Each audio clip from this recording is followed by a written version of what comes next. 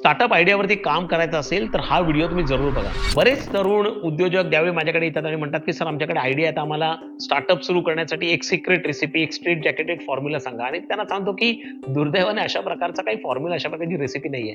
कारण तुमचा स्टार्टअपचा अप्रोच हा तुम्ही कुठला प्रॉब्लेम सॉल्व्ह करताय, कशा पद्धतीने सॉल्व्ह करताय आणि कोणासाठी, कुठल्या कस्टमरसाठी सॉल्व्ह करताय, या तिन्ही गोष्टींवरती अवलंबून असतो. आणि या तिन्ही गोष्टींमध्ये तुमचा अप्रोच वेगवेगळा असलाच पाहिजे, कारण नाहीतर तुम्ही गल्लत कराल. अगदी साधी गोष्ट घ्या, आपल्याला पोहायचं असेल तर तुम्ही ओढ्यामध्ये उडी मारताय का नदीमध्ये उडी मारताय का समुद्रामध्ये उडी मारताय, या तीन गोष्टींवरती तुम्ही कशा पद्धतीने पोहणार आहेत हे अवलंबून असतं.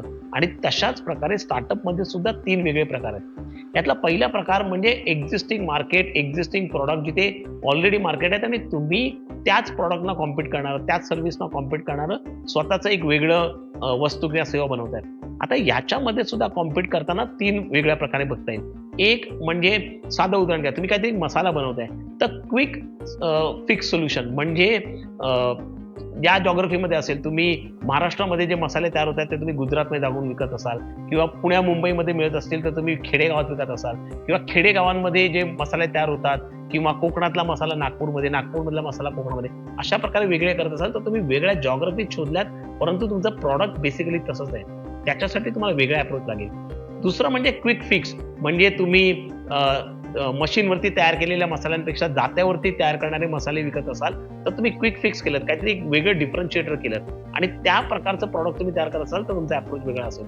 किंवा याच्यामध्ये कम्प्लिटली डिस्ट्रप्टिव्ह प्रकारे जर का इनोव्हेशन तुम्ही आणत असाल तर मग तुमचा अप्रोच वेगळा असतो. या तिन्ही प्रकारच्या अप्रोचेसची डिग्री ऑफ डिफिकल्टी वेगवेगळी असू शकते, परंतु त्यांचा अप्रोच सुद्धा तशाच प्रकारे बदलत जातो. हा झाला एक्झिस्टिंग मार्केटमध्ये करण्याचा प्रकार. दुसरा प्रकार म्हणजे जिथे अनसॉल्व्ह प्रॉब्लेम आहे, कस्टमरला नीड आहे, परंतु तिथे आता कुठल्याच प्रकारचं सोल्युशन नाहीये. इथे जर का तुम्ही स्वतःचं इनोव्हेशन, स्वतःचं कौशल्य लागून जर का इनोव्हेटिव्हली विचार करून इनोव्हेटिव्ह प्रॉडक्ट आणलं तर this can be a great market. Q commerce म्हणजे क्विक सर्व्हिस, ऑन डिलिव्हरी, ज्या प्रकारची सर्व्हिस झाली म्हणजे झेप्टो आहे किंवा झोमॅटो आहे, अशा प्रकारची, यांनी या प्रकारे कंटिन्युअसली इनोव्हेशन करून मोठ्या प्रकारचं मार्केट तयार केलं. आणि याच्यातनं त्यांनी कस्टमरला नीड होती, ती नीड आयडेंटिफाय केली आणि ती सॉल्व्ह होत नव्हती, अशा प्रकारची सोल्युशन देऊन त्यांनी हे प्रॉडक्ट्स बिल्ड केले.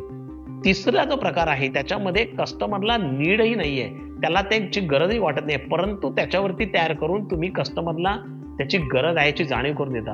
आणि याचं सगळ्यात चांगलं उदाहरण म्हणजे टॅक्सीज, ओला, उबर. आपण आपल्या टॅक्सीज ज्या होत्या, काळी पिली टॅक्सी, याच्यामध्ये आपण सुखी होतो, म्हणजे आपल्याला त्याच्यातले प्रॉब्लेम्स आयडेंटिफाय आपण केले नव्हते तोपर्यंत, जोपर्यंत ओला उबरने आपल्याला सांगितलं की बाबा रे, तुम्हाला एका क्लिकवरती टॅक्सी मिळू शकते आणि त्याच्यातनं तुमचा जो वेटिंग पिरियड आहे, कॅशलेस आहे किंवा चांगलं टॅक्सी मिळणं, या प्रकारचे सगळे प्रॉब्लेम्स त्याच्यातनं सोडवले जातील. आणि अशा प्रकारे त्यांनी नीड आपल्या मनामध्ये तयार केली आणि अशा प्रकारचा बिझनेस बनवला. या तिन्ही गोष्टींमध्ये जर का तुम्ही बघितलं तर तुमचा स्टार्टअपचा अप्रोच वेगळा आहे, कारण तुम्ही जो प्रॉब्लेम सॉल्व्ह करतात तो वेगळा आहे आणि त्याच्या प्रकारचा तुम्ही ज्या प्रकारे आयडिया बनवतात ते वेगळं आहे. एका प्रकारचा अप्रोच तुम्ही दुसऱ्यामध्ये लावलात तर तुम्ही गल्लत करू शकता. त्याच्याचमुळे आपण कुठल्या प्रकारच्या प्रॉब्लेम सॉल्व्हिंग मध्ये उतरतो आहोत हे सुरुवातीला जाणणं अत्यंत गरजेचं आहे. आणि ते जर का आपण जाणलं तर मग आपली होल्डिंग पॉवर किती पाहिजे, म्हणजे इनोव्हेटिव्ह प्रॉडक्ट करायला तुमची होल्डिंग पॉवर जास्त पाहिजे, किंवा तुम्ही एक्झिस्टिंग मार्केटमध्ये करत असाल तर तुम्ही त्या रेड ओशनमध्ये करताय तिथे तुमचं फायटिंग स्पिरिट जास्त पाहिजे. अशा प्रकारे तुम्ही आयडेंटिफाय करू शकता आणि मग तुमच्या स्टार्टअपची वाटचाल योग्य रीतीने तुम्ही मांडू शकता.